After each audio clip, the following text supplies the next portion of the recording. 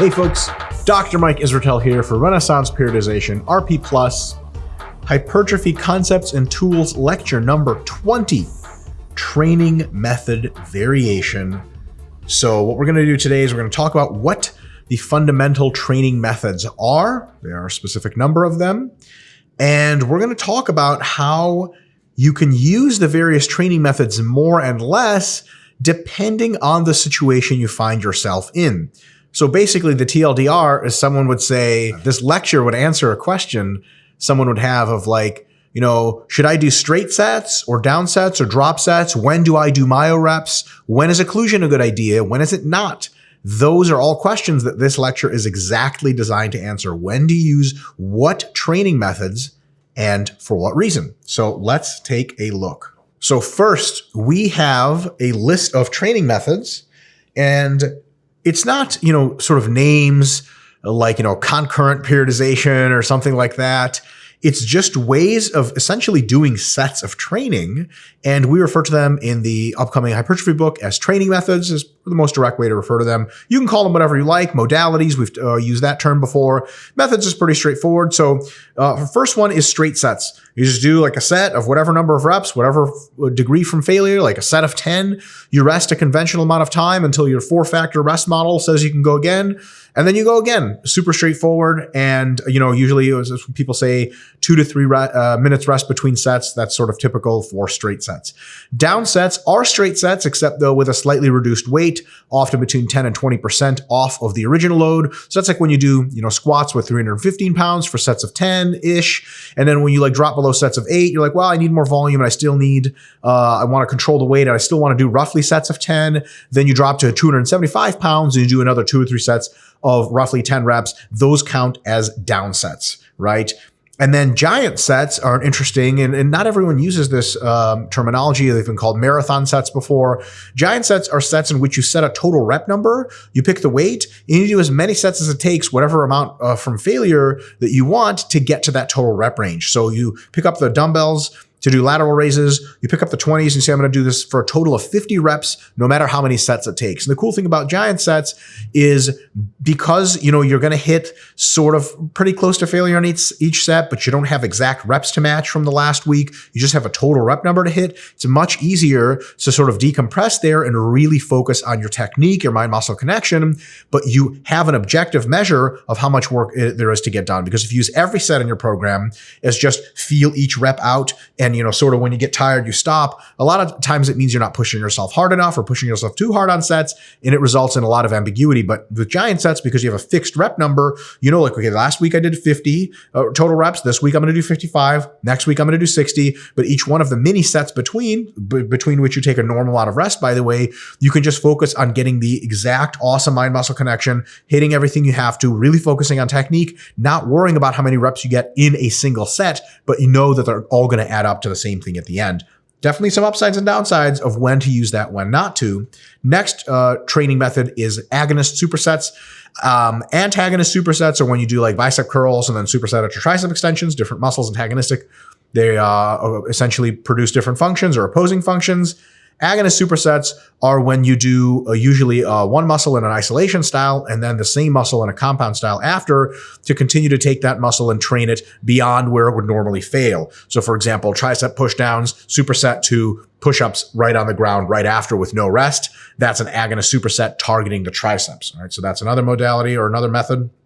And then we have 3 more methods, but they're very related. We can just call them the rest pause methods. They are myo rep sets in which you do a set of 10 to 20, rest several seconds, and then do progressive sets of 5 to 10 reps, resting several seconds between each one with the same load. Drop sets are almost exactly the same thing, except you rest a little shorter and you drop the load every single time by, roughly 10% or so. And then occlusion sets are exactly like myo reps, but you're occluding the distal limb, so occluded forearm sets, or if you do wrist curls, but you have a band around your elbow, occluded calf training, so on and so forth, exactly like myo reps, but we have to make note that the occlusion changes some things. The timing is almost exactly the same, though that's just the general category of rest pauses, but we will refer to each one of these myo reps, drop sets, and occlusion sets separately for various points going forward. So those are our training methods. That's pretty much the fundamental way that you come to the gym and you say, I'm going to build muscle. You're going to be doing one or some combination of these. Our next question is, when is it a good idea to do some? When is it an okay idea to do some? And when some of these may not be ideally fit for the job. So the first, by far most important method of varying these training methods, or sort of direction of variation, is by individual stimulus to fatigue ratio. So you basically use all of these methods to some extent. You certainly try all of them on more or less every muscle group you have, just through normally using variation and training, right? Several years after you've started training, you've probably tried most or all of these for most or all of your muscles, right?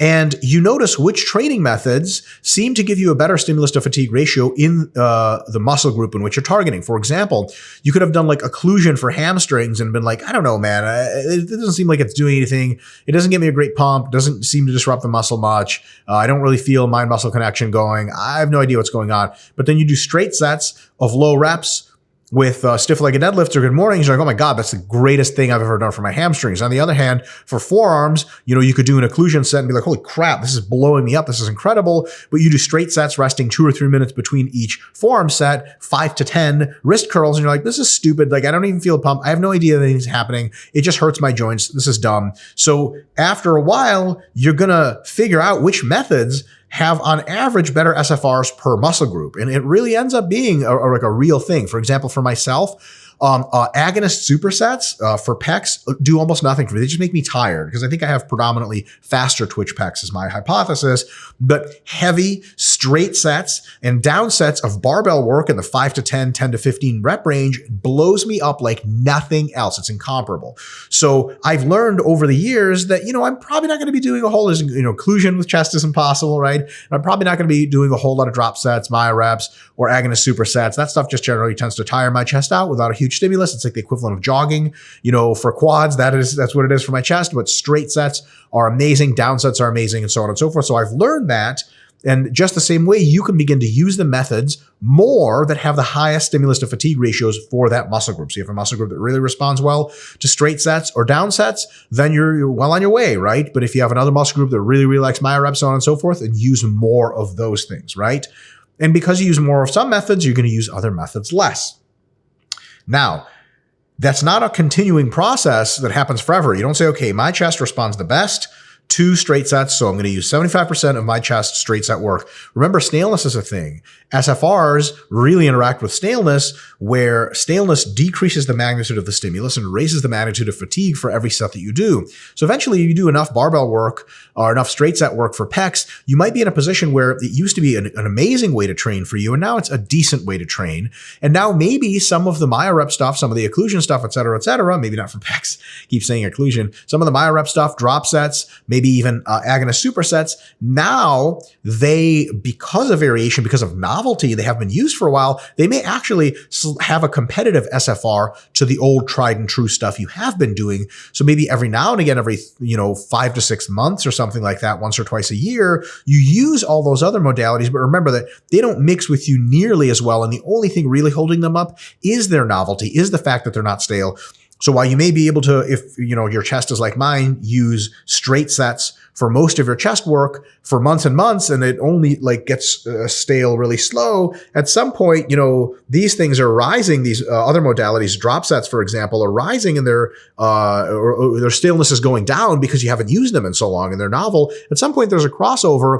But remember, because those aren't great modalities for you or great training methods, they're going to dip down maybe after a mesocycle, maybe after 2. So you might only be able to get a mesocycle of good drop set work for your pecs, or a good isolation superset, a good agonist superset. And then after a month or a mesocycle of training, be like, you know what, man, towards the end of that, I wasn't feeling shit. And I had to do like 20 sets or 15 sets per workout to get anything. And so clearly this is super stale already, but you've bought yourself a mesocycle of refreshing the stuff that used to work for you. Straight sets, you go back to mostly straight set training, and all of a sudden there's new life in your training and it's feeling really, really good. So this kind of process is going to result, but on average over the years, you're going to use more of the SFRs that are higher on average and less of the ones that are not, right? This here is the core of training method variation. It's fundamentally what you should be doing.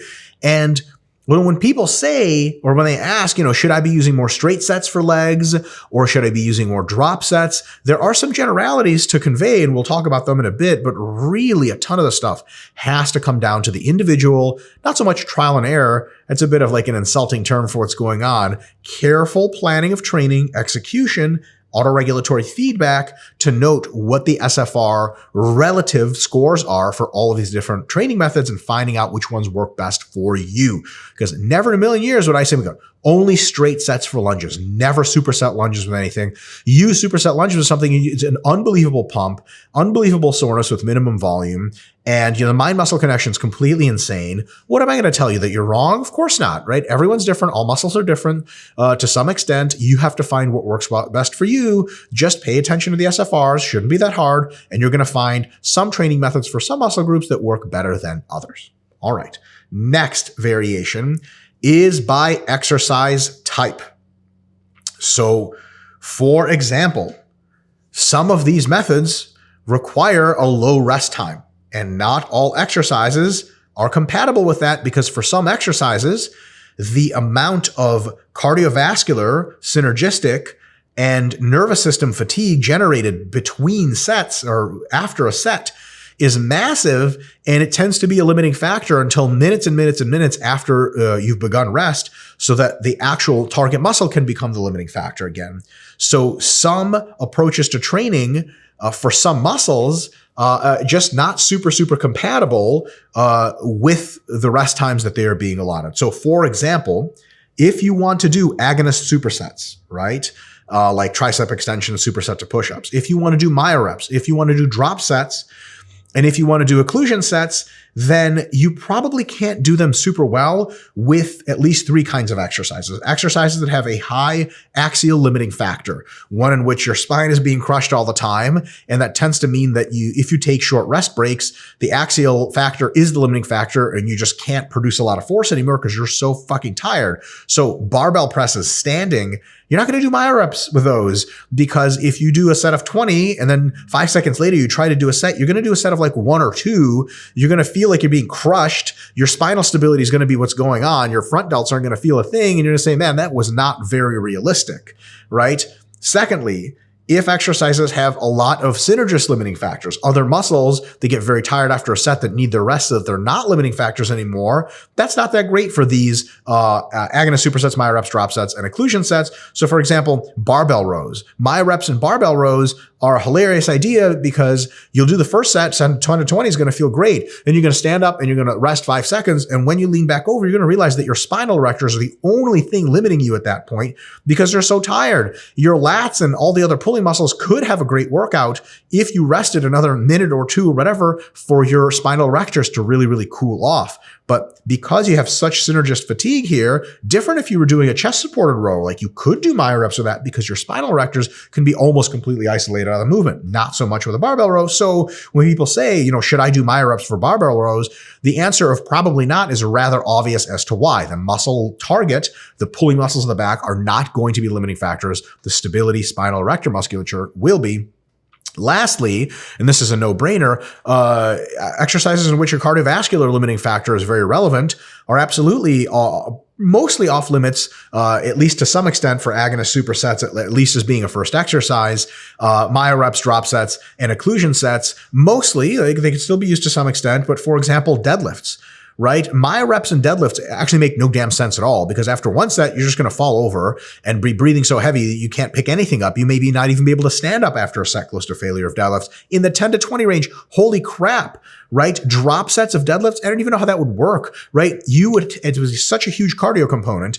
You would have to take so much weight off every single drop set that it would render the exercise fundamentally meaningless, and it would be a cardio limiting factor every time. So you would do work, but that work would never be limited by the local musculature you're targeting, and thus the stimulus is going to be not so great. It's actually a pretty good cardio stimulus, but remember, these lectures are not about getting cardio training, they're about hypertrophy. Squats are another one where you got to be really careful. They can work with some of these, but if you're doing drop sets of squats, man, after a second or third drop set, it's all cardio limiting factor. Now, if you don't have a lot of equipment or something like that, if you can modify the exercise to some extent, yes, that can work, but generally not your first choice for these kinds of training methods, right?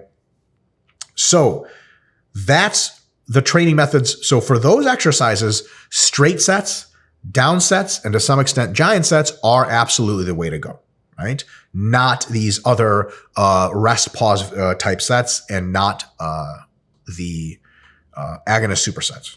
Those are not such a good idea for those exercises. But there are other exercises which are not really very systemically limited.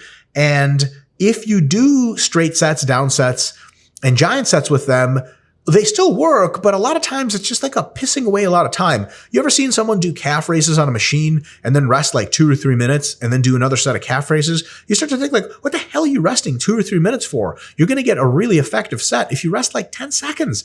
Like you're just resting for too long and there's no point. And sometimes some of these factors like forearm musculature, for example, probably slower twitch, probably responds best to a metabolite accumulation. And if you rest a long time between forearm sets, you actually don't even get a very good pump. You don't get a lot of metabolites, and you may not get as robust of a hypertrophy response as if you rested for way shorter. And even if it's the same response, you can save like minutes and minutes and minutes off every workout by just going faster. So machine isolation exercises, cable curls, cable pushdowns, cable laterals can be done with supersets, myoreps, drop sets, and occlusion sets, and maybe inefficiently done, poor stimulus to time ratio, with straight sets, down sets, and giant sets. So, if you're doing straight sets, barbell upright row sounds great. Down sets, barbell upright row sounds great. If you're doing cable upright row and you have the ability to move selectorized parts, because remember with a barbell, you have to go around, change the weights, go back. It's a huge pain in the ass.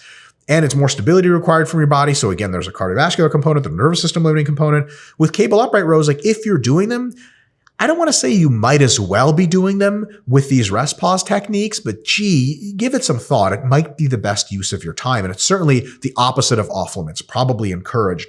Lastly, there's two muscle groups you can think of, which for stimulus to time ratio maximization and just to not drive you insane, can be trained mostly with the drop set variants, with the rest pause variants, myoreps, drop sets, and occlusion sets. And the occlusion is, sort of when you have the wherewithal and the plan to get the bands going, but definitely lots of myoreps and lots of drop sets for calves and forearms, right?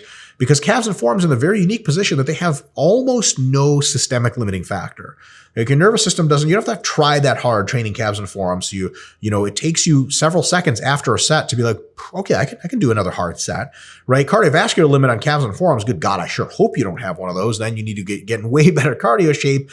And these, for most machines and most setups, training calves and forearms, there are no synergist limiting factors, but there are no. So for example, if you sit in a calf raise machine, a proper calf raise machine, which you push through your hips and through your toes, the calves actually do not have any synergists. This is just calves as a limiting factor. So if you rest long enough for the lactic acid to go away and the calves don't hurt anymore, which could be like 5 seconds, you'd be like, actually, I can do a great set right now. When you do it, that ends up technically counting as a myorep set, but myoreps and straight sets for muscles like calves and forearm are very, very similar looking. What you don't want to do with calves, if you like to maximize your time spent outside of the gym, is do calves for a set of 10 and then rest for like 2 or 3 minutes and then do calves for a set of 10.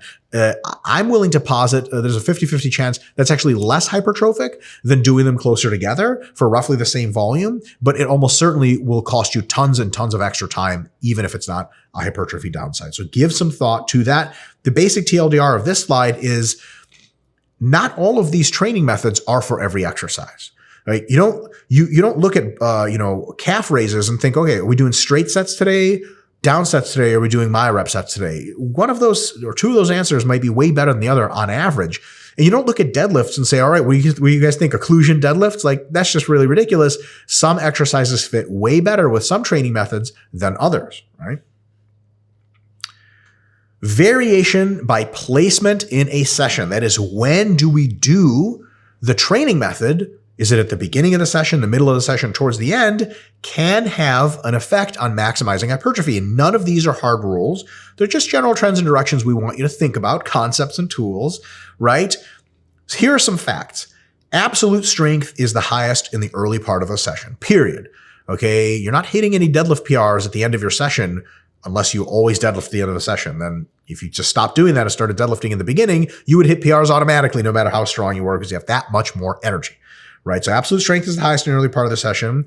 And it's pretty convincing that faster twitch fibers are the least fatigued at the early part of the session relative to slow twitch and intermediate twitch fibers, which just generally aren't as fatigable. So in other words, the big hint here is if you really want to knock out the faster fibers, you better focus your faster fiber style of training early.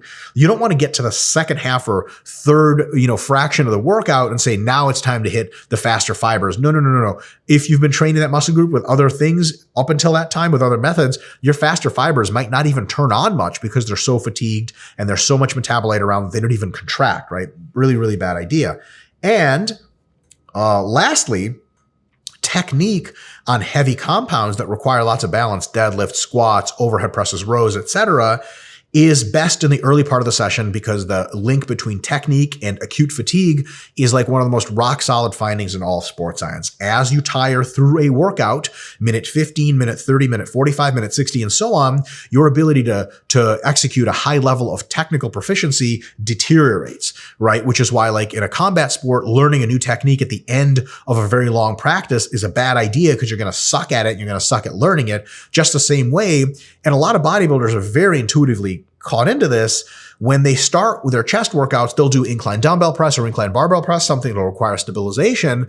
But later in the workout, they'll just get on a cable machine or just get on a stack machine for presses and just rock it, right? Because at that point, your stability, et cetera, is out the window, but the machine doesn't require it, right? So taking all that together, straight sets, which require a lot of those things to be their best, down sets, which require a lot of those things to be the best, and giant sets should predominate earlier in the session when your absolute strength is the highest, right? Like that's when you want to hit your set of 8 PR on stiff-legged deadlifts, not after you've done a bunch of myo rep work for your hamstrings and the PR is nice, but your faster fibers aren't even being hardly recruited, right? That's when your faster fibers are being recruited, and that's when technique is the best.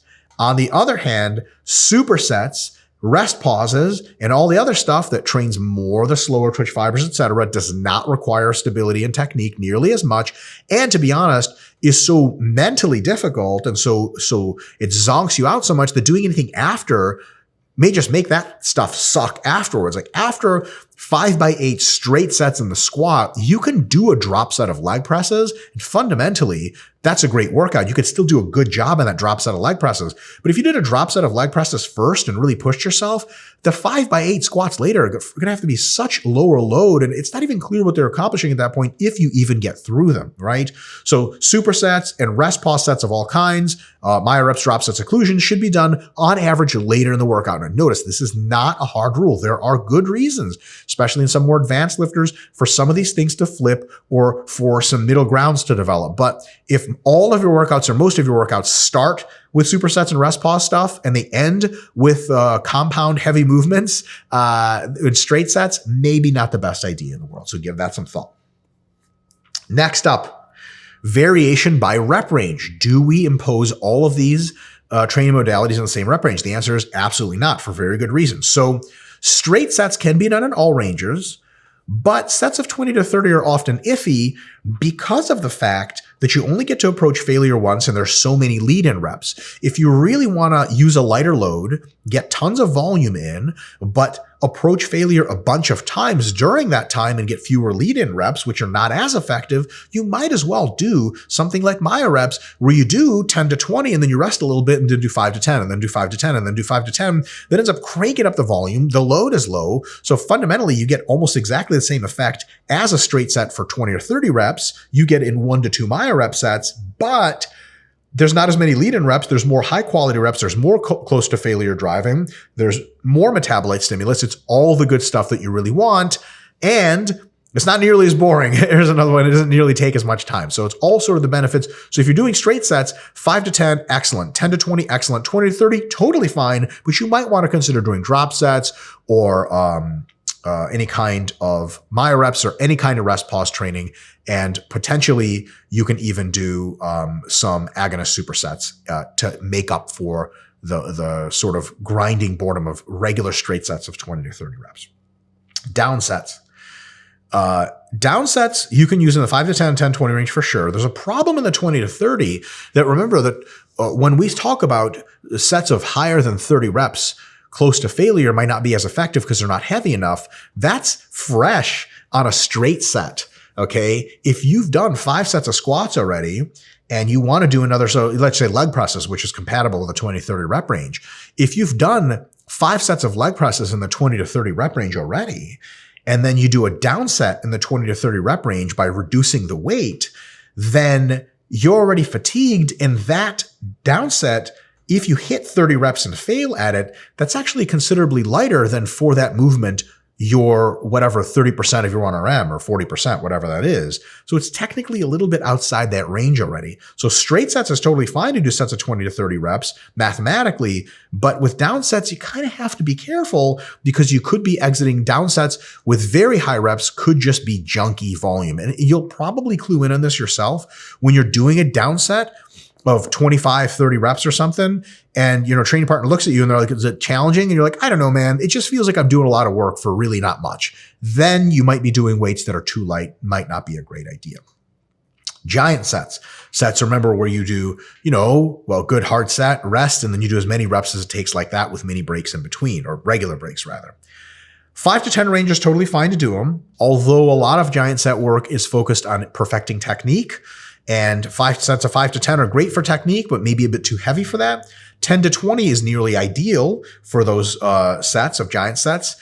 But failure proximity is really important in a 20 to 30 rep range. That rep range is only very effective if you really push pretty close to failure. And with giant sets, the point isn't to push close to failure. It's actually the opposite. The point is to stay a little bit far away from failure so that you can focus on technique and mind-muscle connection. So sets of 20 to 30 is giant sets, maybe not the greatest thing in the world because, you get a lot of reps, but the number of effective reps or the fraction of effective reps through that whole giant set tends to be not very, very high, right? Agonist supersets, pretty straightforward, 10 to 20 and 20 to 30 loads. Why? Because if you do sets of 5 to 10 in agonist supersets, it really doesn't accomplish a whole lot of metabolite generation, and it doesn't do anything what we want. A lot of times agonist supersets are done in order to enhance the mind-muscle connection for the exercise or for the muscle that we want. We have trouble feeling our triceps on close grip bench, so we might do some cable pushdowns right before. Sets of 5 to 10, you might not really have the time to develop a mind-muscle connection, and furthermore, it might be such a high degree of tension on all body structures that you're just trying to move the weight and you're just trying to survive. So agonist supersets, maybe not the greatest thing in the world to do super, super heavy, but 10 to 20 and 20 to 30 is fine. Again, that 20 to 30 load, if you're doing a second exercise or even a first exercise, make sure that if it's later in the workout, that reflects the actual, RM zone and not just the number of reps you could do when you're super, super fatigued. So that means that if you're doing cable pushdowns, don't necessarily do the first set for 20 to 30 if the cable pushdowns are occurring later in your workout. 10 to 20 might be the highest you want to go because any higher would be less than 30% of your 1RM, so on and so forth. Rest pause. Pretty straightforward, 10 to 20 for the most part, and some 20 to 30 loads. And that includes my reps, drop sets, and occlusion. For drop sets, you have to be careful, again, like we've been talking about, dipping below 30 rep max. So for example, on bicep curl, cable bicep curl drop sets, what can happen is, you start out doing a hard set of 15 and you lower the weight, hard set of 10, lower the weight, hard set of 8, lower the weight, hard set of 8. After a while, you lower the weight so much that you're just sort of moving. And if you've trained with someone before and tried to get them to go to failure, but you realize they always have more reps in the tank, that's probably because they've dropped to such a low weight that their slower twitch fibers are predominant ones active, and they can refresh between like a 1 second drop of weight. Like if you just put the weight down for a second, you just milk 3 or 4 more reps out of them. That's way below 30 and 40% of 1RM and probably not very hypertrophic. So be careful doing drop sets. There's only so many drop sets you could do until you need to take a break and maybe take another run at it before it becomes an exercise in futility or an exercise in just showing off your slow twitch fibers. Next up, variation by fiber type. So straight sets, it's pretty simple. The fiber type utilization or stimulus probably comes very proxy to the loading range. Sets of 5 to 10 are very fast twitch fiber heavy. Sets of 20 to 30 are a good mix. Sets of 10 to 20 are a good mix. And sets of 20 to 30 probably a bit more biased towards slower twitch fibers. Down sets, probably favor faster fibers, although the rep ranges you can still expand the same way. But downsets favor faster fibers because if you did any kind of drop sets or any kind of occlusion, that would be no good for them. Sometimes you need more volume, but you can't get enough reps. So for example, Downsets that are great for faster fibers would be you have already done, 4 sets of 5 to 10 reps in the stiff leg deadlift, and you can't hit sets of 5 anymore. You're too fatigued. Dropping the weight down 10%, 20% can still let you put in good work of sets of 5 to 10, again, hitting those faster twitch fibers one more time. Giant sets have no clear bias, and it really depends on a rep range of failure proximity. I would say they're probably pretty intermediate to that. And again, you're not really using giant sets to hit a specific fiber type. You're using them to enhance the mind-muscle connection and improve technique to a great extent. Agonist supersets, because that second set, the compound set after the isolation set, is usually pushing the muscles really, really far beyond failure, so to speak, where they normally would have stopped with the first exercise. By then, your faster fibers are very likely not very active because remember, they fatigue very early and they are inundated with metabolites and nervous system fatigue. And at that point, they might not even be contributing a whole lot. So it turns out agonist supersets are a really good way to train intermediate fibers and slower twitch fibers, not the greatest thing in the world for faster fiber focus. Rest pauses, very similarly, all likely favor slower twitch fibers because the faster twitch fibers fatigue so early in the set. There's nothing wrong with that because you have a crap load of intermediate and slower twitch fibers and they grow much bigger. So just thinking that muscle growth is fast twitch only targeting is not the best idea in the world. So you absolutely need rest pauses and all those other stuff to maximize hypertrophy. That being said, you've probably heard before old gym lore that you built most of your size through straight sets heavy. That's probably true because most of your size, if you're the average person, comes from faster twitch fiber growth, and that's the best way to grow them. But peppering in at the end of workouts, when your slower twitch fibers are the ones really contributing most of the work, and in a way that doesn't interfere with the faster twitch fiber work you did earlier, peppering in these rest pause, myo reps, drop sets, occlusions, and some agonist supersets is probably a good idea, right? So the take home here is that faster fiber dominant muscles are best served by straight sets and heavy down sets. Really straightforward. Think of, hamstring training. Think of chest training for most people. And then intermediate and slower twitch fibers are best served by other methods, which again goes to the point that, a lot of people discover myo rep sets and drop sets and occlusion and think, oh, these are advanced. These are very fancy ways to train. I should be training like this. And they maybe first 2 years of their career, they came up doing heavy straight sets and they get a lot of size and then they discover these other super techniques and they think, oh, wow, these are the training methods that are really going to take me to the next level. Where that's not really the case. It turns out that those are things that are more icing on the cake than the fundamental thing that builds you. So for most of your work, especially as a beginner and intermediate, straight sets are very, very difficult to beat because they give enough of a rest and use enough load for faster fibers to really, really thrive. That doesn't mean faster fibers don't grow at all from all the other stuff, but they grow a little bit less. You want to save that stuff for later in the workout when you need it. All right. Variation by goal. When you step into the gym or when you do a particular exercise or particular training method, you may have a different sub-goal other than just pure hypertrophy. For example, if you're training in a rush, you want to maximize your stimulus to time ratio. Antagonist supersets are actually the best, where you do a set of bench press and a set of pull-ups, a set of bench press, a set of pull-ups. That for sure maximizes time. It's not the best way to get the absolute highest hypertrophy. It's not the way to maximize your raw stimulus magnitude, but for much time it takes, it's by far the best STR method. Agonist supersets are also super cool because you might not want to train chest and back at the same time. You think, okay, I've got 15 minutes. I got to smash my triceps. You're doing a whole lot of supersets. You can get a great workout in a very short time. Now, of course, if you had more time and you took more rest breaks and so on and so forth, your faster fibers would get hit more. Other things, except for the target muscle, will be less of a limiting factor. You would have a better total workout, but it would take too long. And if you don't have the time, the best workout you can get isn't just a fraction of that better total workout. You can use things like agonist supersets and, of course, all of the rest pause variations to get a good workout. So, for example, I've had to, when traveling, get in, sometimes the gym that you're traveling to, say you're in another country or another state, and, they say, oh, the gym closes at 10 p.m. And you get there and it turns out it's a fucking holiday in Spain. You had no idea. And they're like, oh, listen, so the gym closes at 8 p.m. And you got there at 7:30 because you had a leg workout. You're like, fuck, I have to train quads. I'll move hams to tomorrow, but I got to train quads in the 30 minutes. How the hell am I supposed to do that? Well, that's actually pretty straightforward. You do myo rep leg extensions and you walk your ass over to the leg press. You put on lightweight. You do myo rep leg press with one drop set at the end where you take off the, let's say 100 kilos. You take off 20 kilos on each side. You do one drop set. And then, after that, you go right into squats, technically making the leg press and first squats at the superset.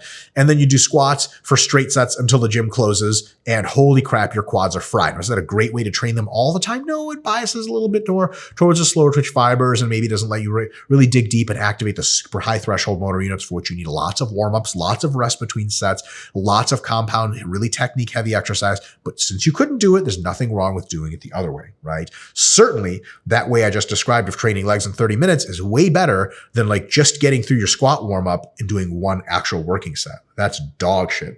It's one of those things like if you have to invest, if you have to have 2.5 hours to get the best out of the workout, a fraction of that may do nothing at all, right? It's like if you're designing a plane for the military and they need it in 6 months, you may design a plane that works okay, but, is not the best plane in the world, but just happens to be able to be doable in 6 months. And someone could say like, well, why not just design planes like that all the time? Well, if you give me 3 years, I can do tons of wind tunnel testing and have you a way better plane. But if I tried to do that in 6 months, we'd be halfway through wind tunnel testing and the military would be like, so where's our plane? It'd be like, well, the thing is, we actually have nothing you can fly yet. Same idea as if you're really trying to save time for workouts, simply cutting great workouts in fractions, it may render them completely useless, if not mostly useless, right?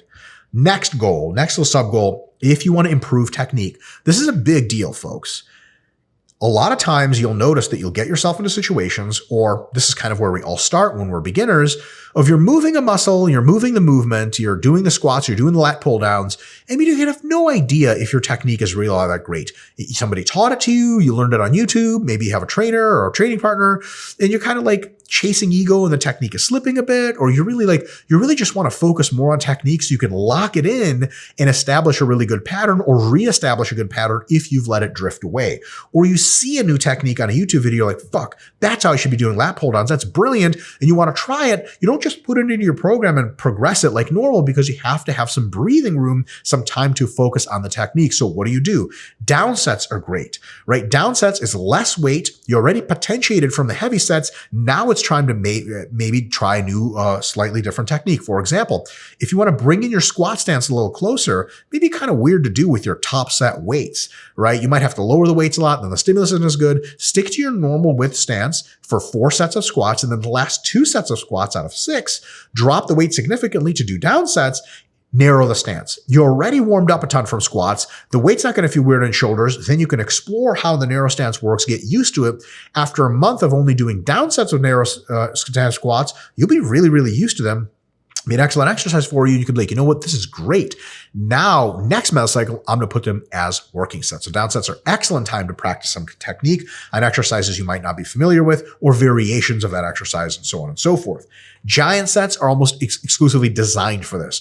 Giant sets, it's like, I have to get 30 total reps on lateral raises, and it does not matter if I get close to failure in a set. I don't even have to barely, count my reps. I can set up my video camera, it'll count them for me. All I have to do is make sure every single rep is quality as hell. And there's no pressure for me to get some RIR or to beat a previous rep PR from last week, because that could be a thing, right? You had all the best intentions, but you have to get a set of 10 with the laterals at 20 pounds, and everything after set of 8 is like some kind of dog shit technique where you're just trying to survive. With giant sets, that's not an issue because there's no pressure. Any number of reps you don't get in this set, you just do more in the next, and the next until you get to your total number. So giant sets are excellent, perhaps the best for technique improvement. Occlusion sets can work like this as well for the big reason that they're so light. Occlusion sets often are 20% of 1RM. And look, if you're cheating and doing shitty technique in an occlusion set, holy crap, you need a psychotherapist. You don't need anything in the gym. Occlusion sets are a great time to really slow the movement down, really focus on the mind-muscle connection. And it's easy on the mind-muscle connection too, because occlusion sets make your muscles feel really, really tense and really high pressured in the actual target muscle because of the occlusion.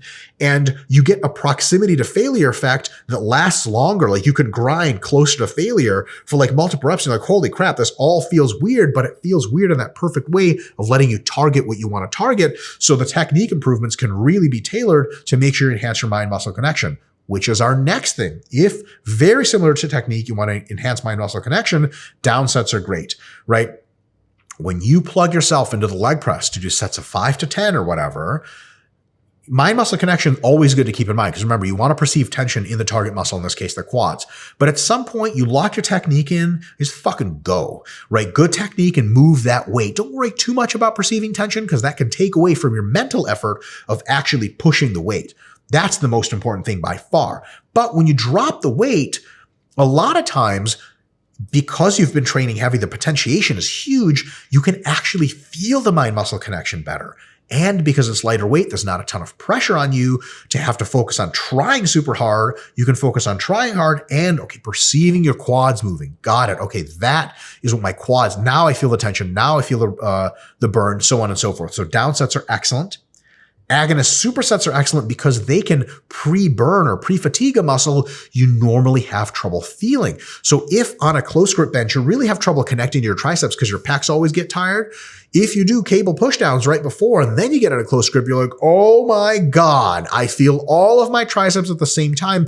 And then you can play around with the technique, mind muscle connection, to feel them even more. So when I go down here to my tummy, I don't feel a big stretch in triceps at the bottom. But when I go just above the nipple line, oh my God, my triceps are bursting. This is great. So agonist supersets are awesome for mind muscle connection improvement, and giant sets, of course, as well.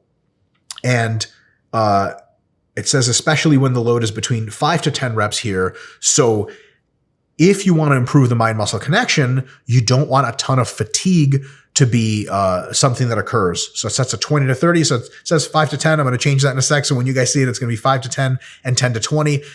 If you do giant sets and they get you into the 20, 30 rep range, that just starts to be painful and there's tons of metabolites accumulated and you sort of like just getting the work done. But if you want a high mind muscle connection, sets of 5 to 10 even, depending on the movement, because you can really focus and really cue yourself and not have to get tired, and sets of 10 to 20 are excellent for giant sets.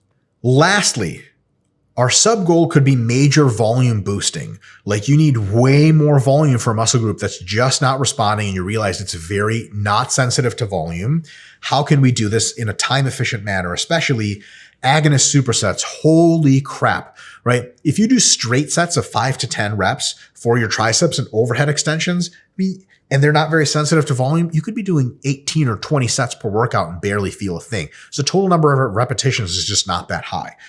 On the other hand, if you do overhead extensions, superset to incline dumbbell press, that is a crap load of triceps volume in just one superset. You do 5 or 6 of those together, oh my God, that adds up the volume quick. The flip side of that is if you are very sensitive to volume in a muscle group, do not do 4 agonist supersets in your first week of something. People do that all the time. Remember from a couple lectures ago, we count supersets as essentially 1.5 times the volume for both stimulus and fatigue of regular sets. They can catch up with you quick. The last thing you want to do is say you have very, very sensitive biceps to volume and you try a bicep superset and you do like, oh, well, supersets. Like I did 4 sets last mesocycle and bicep curls. I'll do 4 supersets this time. And your biceps fall off your body. You're sore for like a week and a half. Don't do that. Ease into them. But if you really need volume, they're a great way to put in volume, and all of the other rest pause variations are as well. The volume summation of a Maya rep set really, really catches on super quick, because if you do traditional rest sets, straight sets, you do a set and add some volume and you rest a long time and you do another set. It's just a very inefficient way to get super, super high volumes in.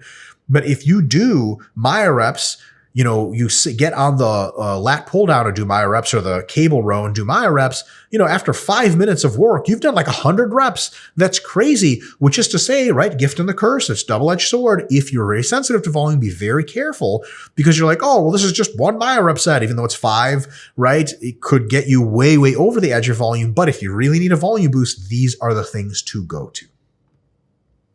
All right. Lastly, variations to use for injury risk management. Okay. This is specifically if you've had an injury to a joint or connective tissue or to the muscle you're training, and you're really trying not to aggravate it, or you're in a pre-contest prep period and you're super dry, you're super fatigued, your technique is off, and you really want to say to yourself, you know what? I cannot afford to get regular training injuries, because look, injuries are a regular part of training. In your off season, you'll get hurt a little bit. You'll get a bump or a bruise here and there. You'll take a couple weeks away from that exercise or 1.5 weeks off of training that muscle group entirely, you'll come back, ramp up like nothing ever happened, and you'll get great gains. But like 3 weeks before your show, that might not be a good idea. Or forget show, 3 weeks before you have to go on the beach and present your new beach bod to all your new friends, you might want to take a little bit of an intentionally lower injury risk approach. And of course, the trade-off there is the absolute results won't be as good, but you won't get hurt in that proximity of time so that you can do a better job displaying your physique or making sure to finish a training cycle, or like we said earlier, preventing a muscle from becoming re-injured when you're coming back to it. So for example, straight sets are okay, but definitely at the higher rep ranges. You don't want to have, you tore your quad a little bit a couple months ago and now you're doing sets of 5 to 10 heavy in the squat coming back. Not a good idea. The absolute forces are too high. Higher rep ranges is totally fine for straight sets, but there's probably better ways of doing things. More down sets and fewer top sets is a really, really good way. So if, for example, you sort of like strained your pec a little bit and you're getting into straight sets again, you're like feeling pretty good, maybe do like 2 or 3 heavy top sets and then do more down sets as opposed to the other way around, because your tendons, remember, they're mostly responsive to very high forces. Maybe lower the force a little bit, add some more reps. That might be a better trade-off. Your chance of getting hurt on a very heavy set are a little bit higher than they are on a very light set. So if you do more light sets and fewer heavy sets, you actually might be doing yourself a favor with sort of proactive or reactive injury risk. Giant sets are okay, right? Especially if getting closer to failure re-aggravates your injury. Some folks, they'll have a knee injury, right? And what they'll do is, as they get closer to failure, there tends to be some instability and they tend to start using other muscles and pulling and pushing around the joint. And that makes their knee that they just hurt a while ago and it's recovering much worse off. They're like, oh, holy shit. Like, okay, I really feel this in my knee in not a great way. For them, they may be able to stop considerably short of failure, but make up for that by doing more reps. You say, okay, I was going to do 4 sets in the leg press. It was going to be roughly 60 reps total, but they were going to be very close to failure. Or I can just do giant sets in the leg press and do 80 total reps, but like stop 3 or 4 reps shy of failure on every single set, or even 4 or 5. That way you still get great work. It's not as efficient, but it hits your muscles up without getting you that close to failure that really risks injury just a little bit more. Drop sets, great for injury management if the high forces are a problem, because it reduces load really quickly and you can really try hard, but since it's a light load, it doesn't really matter all that much. Agonist supersets are really awesome because they reduce the joint loads, right? For example, you hurt your back a little bit from deadlifting or squatting, and anything over 70% of your 1 rep max really just does not do good things for your back. Now, eventually you'll heal and it'll be perfectly fine, but for the next several months, you really want to stay away from that. Well, you don't want to do, sets of, 30 in the squat at 60% 1RM or 65% 1RM, because remember, that's cardiovascularly and synergistically and axially and so on and so forth, nervous system limiting factor. And then the muscle target, the quads, doesn't really get the best workout like that, right? So what you can do is agonist supersets. You do leg presses or leg extensions before your squats, and then you do squats, and all of a sudden the quads are a limiting factor, but you're using that 60 to 65% 1RM, but you don't have to do 20 or 30 reps, and thus your lungs are a limiting factor. You can do sets of 5 to 15 reps, and everything is going straight to the quads. Not ideal if you're not hurt. Nothing beats heavier squats, but if you can't do heavier squats, agonist supersets, for example, are a really good way to go around this, and it applies to every single muscle group, right? If your shoulder's a little bit messed up and you can't do heavy close grip bench for triceps, do some skull crushers first and then go to light close grip bench. Very similar effect for triceps without as much absolute joint stress and thus risk of re-injury. And lastly, occlusion training is the tip of the spear for injury management, low risk training. Like if you just screwed yourself up, we actually recommend like post-surgery, once you get your relatively normal mobility back, you start with occlusion training because it's the lowest forces by a long shot and still gives you robust hypertrophy. Eventually, you take the occlusion off and you go to other forms, and then eventually you get back into straight set work and heavy work and so on and so forth. So folks, give that some thought, and just remember in the back of your head, all of the training methods are like a buffet for you to use to get as jacked as you can, but not all of them mix super well with each other, and not all of them are for every occasion, right? You don't serve calamari at a 5-year-old's birthday party, and you don't serve, like cake with icing and a huge clown face on it at the dinner party for New York financial people. So it's kind of the same idea with these training methods. They're all really good, but some of them are best used in some places and some in others. Folks, thank you for tuning in. We'll see you for the next lecture.